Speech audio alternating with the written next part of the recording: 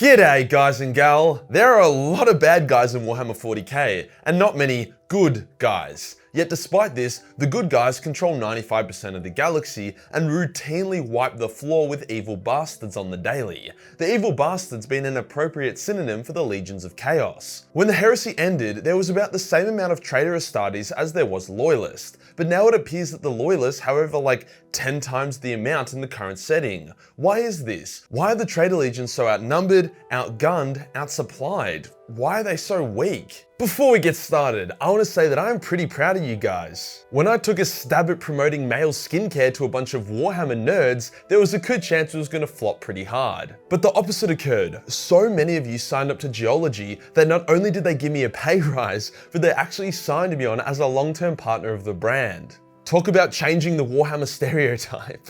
If you're out of the loop, your face, just like your hair and teeth, needs to be washed and taken care of if you want to look good. Pimply, oily, puffy, or discolored skin are all easily treatable with some face wash and moisturizer. If you do not have a skincare routine, as soon as you hit 30, you are on the decline, my friend. Hence, Geology has come in hot to not only make an award-winning skincare routine, but they've also done it at a fraction of the cost of other skincare brands, whilst making it incredibly easy to follow and understand. What happens is that you fill out a survey about your skin, then Geology will send a customized routine based on that. The routine comes with an instruction card that tells you exactly what to do. So to get on board the nice skin train and save up to 50% off your trial package, which comes with 5 items, then use my link below. And if you're really into it, then feel free to join the Geology Discord, where they host giveaways and give further skincare tips. Cheers to Geology for sponsoring this video. Today we'll go over why the traitor legions are so weak, discussing how weak they actually are, what events happen that cause them to be so far behind their loyalist cousins,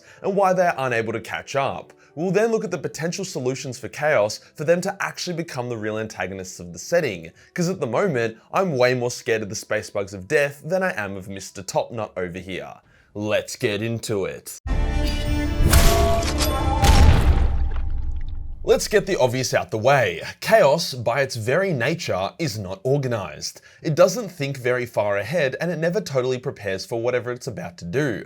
The more chaotic something is, the less organized and prepared it will be.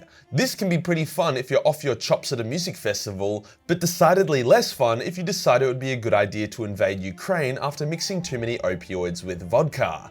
Warfare on a galactic scale requires a bit of organization. No shit, Sherlock. Hence, who do you think is going to have the edge here? The extremely zealous, highly educated general who believes that if his army is not in complete order, the Emperor will kick him in the balls, or Gal Gadot the Snorter, Chaos Lord of getting fucked up and cheese grating his own balls. Gal Gadot might be a considerably more fun drinking buddy, but he is going to get shat on by the Imperial General in most scenarios. In saying that, there are numerous traitor warbands who reject chaos and barely use it. Hell, nearly the entire Night Lord's Legion keep it at arm's length, yet they are still little more than a mosquito to the Imperium. Even the highly organized Red Corsairs struggle to make a significant impact. Why are they so weak as well? Well, it isn't just the nature of chaos that's holding the traitor legions back. The traitor legions were actually looking pretty great at the start of the Horus Heresy, with half the galaxy's legions at their command, half the guardsmen, half the navy, over half the mechanicus, not to mention the fact that Horus was using his position as War Master to funnel all the best new gear and weapons to the traitor legions before the galactic shitfest started.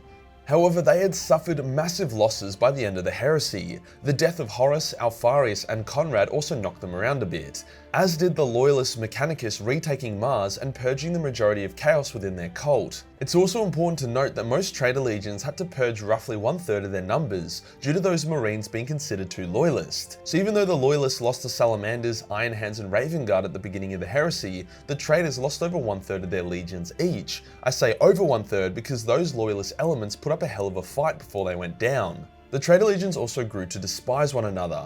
Perturabo thought all his brothers were a bunch of fuckwits and didn't deserve his talents, so he abandoned the Siege of Terra early. Mortarion smelt like shit and got banished by the Khan. Fulgrim and his sons got bored and decided raping an entire planet was more fun than attacking an impenetrable fortress. Magnus's soul was shattered by Lehman whilst the majority of his sons were killed. Lorgar got his shit kicked in by Horus and wasn't even present during the Siege of Terra. Angron was too cooked in the brain to understand what was actually going on, and Alpharius had been killed by this point. So when Horus died, all the traitors told each other to get fucked and all went off in their own directions. Their alliance completely shattered. The Loyalists, on the other hand, were more unified than ever, with the Dark Angels, Space Wolves, and Ultramarines being close to full strength. As such, the Scouring occurred, a genocidal campaign where the Loyalists tore through the galaxy and purged all traces of chaotic taint within the Imperium.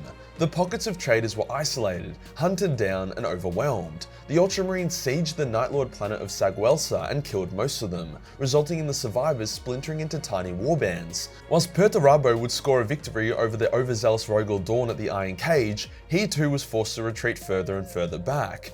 Eventually, the only safe haven for the severely depleted traitors was the Eye of Terror, hence that's where they went. So the Loyalists' campaign of revenge against the traitors that followed the traitors' defeat at the Siege of Terra knocked them on their ass big time. But the Imperium was just as battered. Why were the traitors not able to recover? Well, the Eye isn't the biggest place in the galaxy, with not a whole lot of high quality planets within it. As such, the traitors began to compete for the best planets, and by compete, I mean fucking kill each other.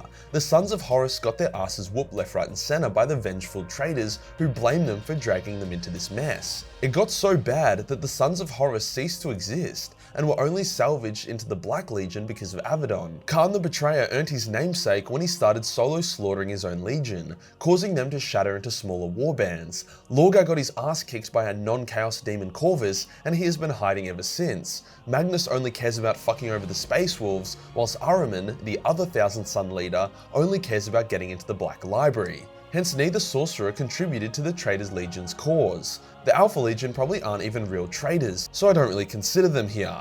Hence the only legions that remained somewhat unified under the command of their Primarch were Perturabo and Mortarion. Chaos had taken itself to the brink, infighting was rampant, and most of the Primarchs are out of action. Not ideal, but it gets even worse. The Eye of Terror is a corrosive, corrupting thing. Astartes' gene seed within the Eye is rapidly mutated, meaning it's really hard to create Space Marines from the safety of the Eye of Terror. On top of that, humans within the Eye also suffer mutations. A pregnant woman is almost guaranteed to have a sickly mutant child, which is not the kind of candidate the traitor Astartes are after. Hence, if the traitor legions want to rebuild their forces and find new slaves, they have to leave the Eye and raid Imperial space, bringing them into conflict with Imperial forces that often result in a net loss for the traitors. The Night Lord's Omnibus demonstrates this in great detail. Because the Dark Mechanicum is small and focuses mainly on how to shove demons into toasters rather than the mass production and maintenance of Astartes' armor and weapons, the majority of Traitor Marines rely on outdated, heavily repaired patchwork power armor. It's pretty common for Traitor Astartes to wear Loyalist armor that they scavenge from the enemy. They also struggle to build new ships, hence most Traitor vessels roaming the galaxy were created over 10,000 years earlier. Destroying a Traitor warship genuinely removes that power from the playing field indefinitely. The process of creating new recruits is grueling. The Night Lords had to basically kidnap pregnant, uncorrupted women and then implant their child. As you can imagine, this is a bitch to do on a large scale. They have to kidnap them instead of breeding them, as even on barely corrupted traitor ships, nearly all women become infertile. All these challenges that keep the Traitor Legions down are actually solved by the Red Corsairs, which is why they have found so much success and could eventually take over the Black Legion as the #1 Chaos Warband. They live in the Maelstrom, which is similar to the Eye, except it's way less chaosy. You can be born, live, and die within the Maelstrom without any mutation. The Red Corsairs are also unified and have very little infighting, but even if they grew to the size of a legion, they would still be wildly outnumbered by the Loyalists. For context, there is about 1,000 Space Marine chapters with 1,000 Space Marines each, so there is about 1 million Loyalist Astartes in the galaxy at one time, probably more now due to Primaris. In comparison, whilst we don't have the figures for the Chaos Warbands, and the figures we do have are extremely inconsistent, with some Black Library authors apparently not doing their homework, it's safe to say that it's a lot less than that. I say inconsistent as, judging by what I've read in the lore, the Black Legion could number between 10,000 to 1 million Marines. The issue here being that Chaos Marines aren't exactly reliable narrators. So as a result of the Horus Heresy, the Scouring, the chaotic infighting, the lack of ideal recruits, the severely diminished Dark Mechanicum, and just the overall chaotic vibe, the Traitor Legions are incredibly weak, and only recently have begun to have a measurable impact on the galaxy. Like, the Siege of Rax is considered to be one of Chaos's biggest moments, and it occurred within a single city on a random planet. I mean, it was pretty common for a single Loyalist chapter to fight off an entire Traitor Legion prior to the 13th Black Crusade. So what is Chaos doing to fix this? What should they do? Well, with Chaos being cut in two and the overall level of warp spaghetti increasing, the Chaos Legions have the advantage of supplementing their numbers with demons. They also have a much wider range of targets to raid, hence gathering the materials and slaves to grow their forces is now significantly easier.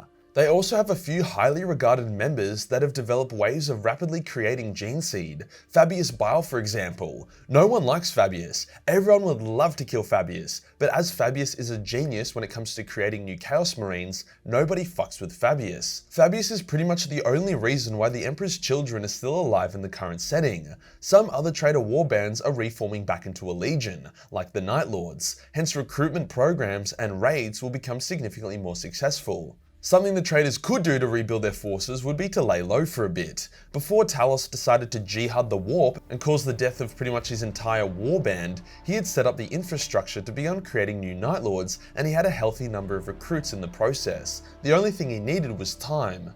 If he had laid super low for a century or two, then he easily could have created hundreds of new Night Lords and brought his warband up to a strength that it hadn't been in over 10,000 years. Unfortunately, they seem to be incapable of this. It's like they have a Tourette's-induced tic, but instead of yelling, "Piss on my ass!" they instead are forced to attack something. This is why the Alpha Legion is so big and powerful. All they do is lay low. I honestly can't recall a single moment in the lore where the Alpha Legion suffered devastating casualties and have been forced to the sidelines. They just stay on the sidelines, constantly building up their forces so that when they do something, it's always impactful. If it wasn't for Amigon, or maybe Alfarius, actually being loyalist and low-key manipulating his legion to further the Emperor's goals, then the Alpha Legion could have easily brought the Imperium to its knees by now. I wouldn't be surprised if they had over 1 million Space Marines in their legion alone. It's clear that the GW writers had kind of backed themselves into a corner with Chaos. They couldn't just suddenly have Chaos steamrolling all the loyalists and taking over planet by planet. It would just make zero sense with how depleted Chaos is supposed to be. However, by having the might of Chaos thrown at a single planet, a planet which they actually weren't able to conquer despite giving it their all, and then blowing up said planet by throwing a Blackstone fortress at it, which in turn created a whiplash effect that split the galaxy in two, Chaos could suddenly get way more threatening without breaking the law. To be honest, I think GW actually handled it in a pretty solid way. I like how the Traitor Legions are weak due to their own chaotic nature, and I like how the solution to their weakness was just increasing the amount of demons trying to nom on everyone's balls. They've managed to make Chaos a significant threat once again without just randomly buffing the Traitor Legions, so well done in that regard. At the end of the day, a lot more people are buying and playing Loyalist Marines, so if there is anything I know about GW, it's that whatever bits of plastic crack sell the best, get to have the most amount of victories in their lore. Unless it's the Custodes, they just get to win whenever they want. If you enjoyed the video and you want to support the channel, then Patreon is the place to be. We're only $1 per month, give you access to a boatload of nicely drawn cartoon tits.